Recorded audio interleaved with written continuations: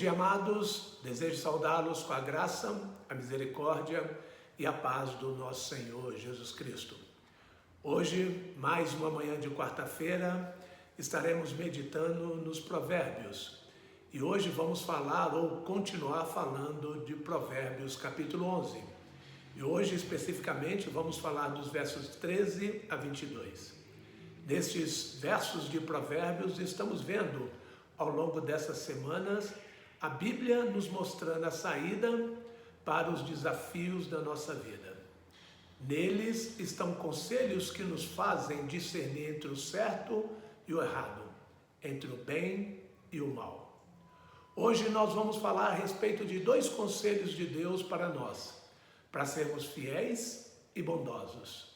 Veja os versos 13 a 22, que nós vamos desenvolver versículo por versículo. Verso 13 nos diz: quem muito fala trai a confidência, mas quem merece confiança guarda o segredo.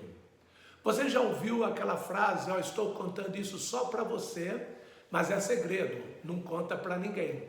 Mas infelizmente depois é identificado que todo mundo que já ouviu esta frase, já ouviu do segredo, e a mesma frase, não conta para ninguém.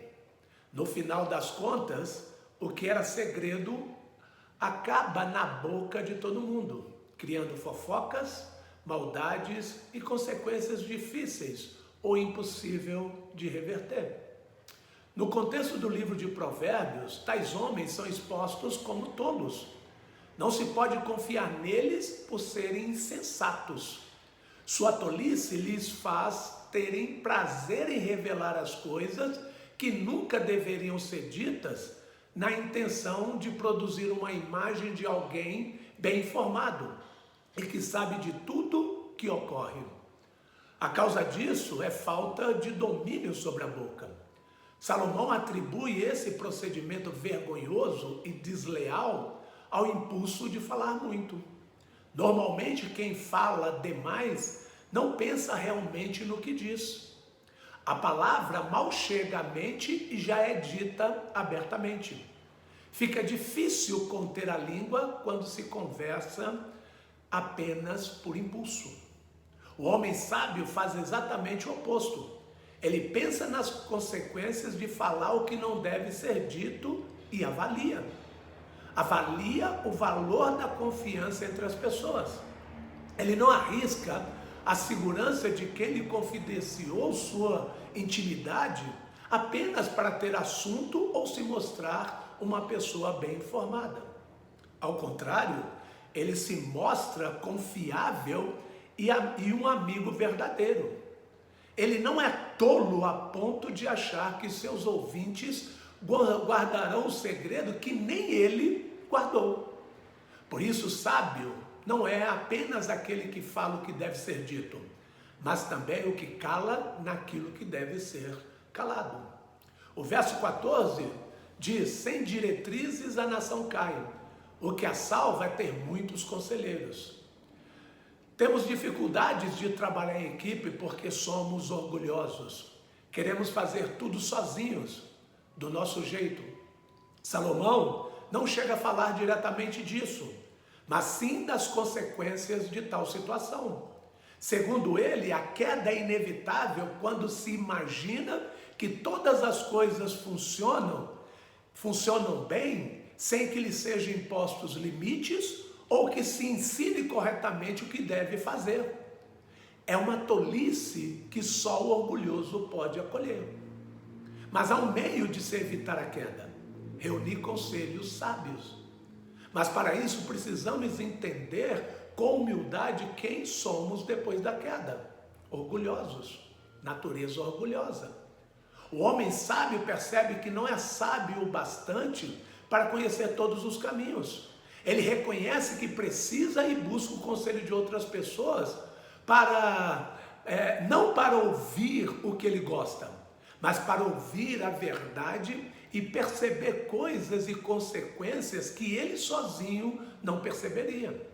A partir daí, ele pode analisar todas as informações e destituído do orgulhoso impulso de parecer que sabe tudo, ele ajusta seus planos conforme a necessidade e a justiça. Por isso, podemos associar o orgulho à tolice e a humildade à sabedoria. Qual dos dois você prefere? Verso 15 diz: quem serve de fiador certamente sofrerá, mas quem se nega a fazê-lo está seguro. Nossa sociedade é firmada em um sistema econômico e comercial bem elaborado e complexo, até difícil de entender para o leigo. Esta é uma prática milenar, que é chamada de fiança. Trata-se de garantia de cumprimento de um acordo. Se alguém tem um bem valioso, pode oferecê-lo como garantia de pagamento a fim de estabelecer um contrato. Caso não tenha bens que garantam a quitação de seus débitos, outra pessoa pode servir de fiador, colocando-se como responsável pelas obrigações do companheiro caso ele falte com os seus deveres. Nos dias de Salomão, essa prática já existia. E assim como hoje, causava estrago na vida de pessoas de grande coração, mas de pouca sabedoria. A esses, o rei de Israel diz: quem serve de fiador certamente sofrerá. Parece aqui uma afirmação injusta para com aqueles que arcam com suas responsabilidades e que não causam danos àqueles que dão sua palavra como garantia por eles. Mas isso está inserido em um provérbio sábio e não em uma profecia. Significa que Salomão observou uma alta ocorrência de prejuízos a fiadores e colocou isso de tal modo que os pretendentes a servir de garantia a amigos pensassem bem no assunto, sabendo o que poderia ocorrer, sem ser irresponsavelmente otimista em relação às outras pessoas. O fato é que, muitas vezes, homens que pareciam ser confiáveis traem a confiança de seus fiadores e lhes prejudicam deliberadamente. Outras vezes, longe de haver dolo, o que ocorre é que os homens simplesmente não conseguem dar conta das suas responsabilidades, trazendo prejuízo do mesmo modo a seus fiadores. Por isso, apesar das escrituras não proibirem alguém de servir como fiador, ela alerta sobre os riscos e desconselha tal prática. O homem sábio deve avaliar o custo e o benefício de suas ações a fim de não ter de arcar com aquilo que não pode. Por isso, às vezes, o sábio é socorrer e às vezes é se proteger. Verso 16 diz: a mulher bondosa conquista o respeito, mas os homens cruéis só conquistam riquezas. Salomão vê valores como amor e bondade agindo de forma efetiva para a conquista de bens que a força não pode dominar. Sobre a força, o texto diz que os homens que a utilizam conseguem um lucro limitado, apenas riquezas. Ele quer dizer que a força dos homens cruéis só pode lhes garantir certos lucros e o medo das pessoas, mas nunca a admiração e o respeito genuíno. Tais homens têm o poder, mas são desprezados pelas pessoas ao redor, ainda que essas pessoas não digam isso abertamente por medo das consequências. Por outro lado, o sábio rei ensina que a mulher bondosa conquista o respeito. O que mais surpreende é que a figura da conquista e da vitória é descrita como fruto da ação feminina. Não que somente as mulheres possam ser respeitadas, mas que, levando em consideração a posição social secundária da mulher naqueles dias, a ideia é que até as mulheres, que eram consideradas fracas e com menos valor que os homens, podiam alcançar o respeito que os valentões não podiam alcançar em ninguém. O segredo estava na bondade. Por isso, até hoje há dois caminhos para se obter sucesso: a força e um tratamento amoroso, generoso. Dos dois, só um eleva o homem a uma posição de verdadeiro respeito diante das pessoas. Você sabe qual? Provérbios 11, 17 e 18. Quem faz o bem aos outros, a si mesmo o faz. O homem cruel causa o seu próprio mal. O ímpio recebe salários enganosos, mas quem semeia a retidão colhe segura recompensa. Salomão conhecia os efeitos do bem e do mal sobre aqueles que as praticam. Por isso, incentiva seus leitores a agir bem em relação aos outros. Ele não explica que ações são essas, nem como elas podem beneficiar a própria pessoa que as faz. Mas ele tem certeza de que quem atua é abençoado pelas próprias ações. Essa não é a razão principal que deve motivar a prática do bem, mas sim um amor verdadeiro. Ame o seu próximo como a si mesmo, diz Mateus 22, 39. Entretanto, a ideia de fazer o mesmo bem que se quer receber, resulta em se colher o bom resultado das boas ações. Assim, em tudo, faça aos outros o que vocês querem que eles lhes façam. Mateus 7, de 12a. Por outro lado, também há uma colheita dos atos maldosos e cruéis. As pessoas que se detêm no caminho da maldade e que têm prazer em prejudicar os outros, acabam por receber sua merecida recompensa. Por fim, só há um modo de obter benefícios consistentes e duradouros: trabalhar amorosa e pacientemente para que o mesmo aconteça na vida das pessoas ao redor. Está entendendo?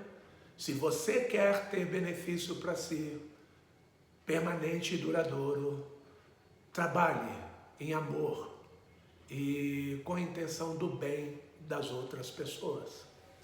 Provérbios 11, 19 e 21 diz: quem permanece na justiça viverá, mas quem sai em busca do mal corre para a morte. Esteja certo de que os ímpios não ficarão sem castigo, mas os justos serão poupados.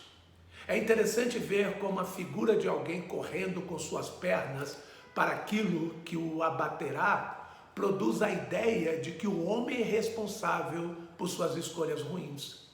Porém, seu abatimento não se deve apenas às circunstâncias, mas a um juiz superior. Ao dizer que os ímpios não ficarão sem castigo, o escritor desfaz a ideia que pode surgir na mente do leitor de simples consequências de uma escolha descuidada. Ao contrário, ele entende que o castigo se deve a um julgamento moral de certo e de errado e que a consequência é, na verdade, punição divina. Por outro lado, diante do mesmo juiz, aquele que permanece na justiça viverá. A razão para isso não está na capacidade de tais homens, ou em sua esperteza, experiência, competência e organização. Deve-se ao fato de eles serem poupados pela graça do Senhor, a qual acolhe tais homens que se unem a Deus pela fé. Por isso, quem tem planos de buscar a felicidade verdadeira deve incluir a busca do Senhor por meio do seu Filho Jesus Cristo. Todos os outros caminhos, infalivelmente, conduzirão à condenação. Qual caminho você tem seguido? Provérbios 11, 20 diz: o Senhor detesta os perversos de coração, mas os de conduta irrepreensível dão-lhes prazer. Se as pessoas tendem a supervalorizar seus próprios sentimentos e vontades em detrimento dos do Senhor, Salomão não deixa que isso ocorra. Ele fala justamente do que Deus sente diante do pecado e dos pecadores que não se arrependem. Ele os detesta. Essa forte expressão exclui a ideia de um Deus que se parece mais com o Papai Noel que com o Criador e justo juiz de toda a terra. É fato que Deus é amor, 1 João 4,8 diz isso, mas Deus também é justo, 1 Pedro 1,16, é santo, ou seja, separado de todo o mal e de todo o pecado. Em função disso, ele se aborrece dos pecadores até tratar seus pecados por intermédio de Jesus Cristo, o que só ocorre quando eles creem nele. Por outro lado, os justos são motivo de deleite para o Senhor. Isso é descrito em termos do procedimento deles, uma conduta irrepreensível. Esse é um modo de se referir não a pessoas perfeitas, mas a servos verdadeiros que lutam para fazer a vontade do seu Senhor. E nessa luta, auxiliados por Deus, eles se diferenciam em sua prática dos perversos de coração. A fé e a sujeição a Deus, ainda que limitadas nessa vida, são razão de o Senhor se deleitar neles. Provérbios 11, 22 diz: como anel de ouro e focinho de porco, assim a mulher bonita, mas indiscreta. Salomão usa uma comparação muito forte. Ele compara a indiscrição de uma bela mulher a uma joia no focinho de um porco. Se para nós a menção do porco é muito sugestiva para expor uma situação de sujeira e até para ofender outras pessoas, entre os israelitas do passado era ainda mais forte, já que o porco era um animal cerimonialmente impuro e não podia ser tocado pelas pessoas sem que as tornasse impuras também. Ele usou essa linguagem forte e até deselegante, não porque fosse um mal educado, mas porque não há como expor de forma branda o impacto que uma mulher sem senso de discrição causa nas pessoas. Essa indiscrição pode tanto vir do que ela fala, como do que ela veste. O curioso é que com a introdução do movimento feminista, as mulheres passaram a lutar para ser mais valorizadas e respeitadas, em lugar de serem consideradas apenas objeto do prazer masculino. Em uma postura radical, passaram até a se vestir e assumir posturas tipicamente masculinas, a fim de competir com os homens em todos os campos da sociedade. Esse impulso parece ter regredido nos dias modernos, pois boa parte das mulheres tem se esforçado para voltar a ser objeto de prazer somente, fazendo para isso uso de roupas que as diminui e lhes rouba a dignidade. As mulheres crentes devem olhar para isso não como algo a ser seguido, mas evitado. Ao contrário, devem seguir as orientações bíblicas de discrição que, assim como uma joia de ouro, adornem as mãos de uma princesa e não o focinho de um porco sujo e mal cheiroso. Que Deus nos dê sabedoria a cada dia para decidirmos seguir o caminho que Ele deseja neste mundo mau e desregrado. Que o Senhor os abençoe nesse resto de semana. Vamos orar. Maravilhoso Deus, obrigado por essas mensagens, por essas orientações que muito vêm a tocar em nossos corações. Que possamos ser fiéis nos nossos relacionamentos, mas primeiramente com o Senhor. E que sejamos bondosos nas relações uns com os outros. Que possamos ser sábios nos nossos procedimentos, não apenas para agradar a nós mesmos ou às pessoas, mas que venhamos agradar o Senhor. É isso que nós oramos, ó Pai, pedimos a sua direção através da sua palavra hoje e em todos os momentos da nossa vida. É o que oramos em nome de Jesus. Amém.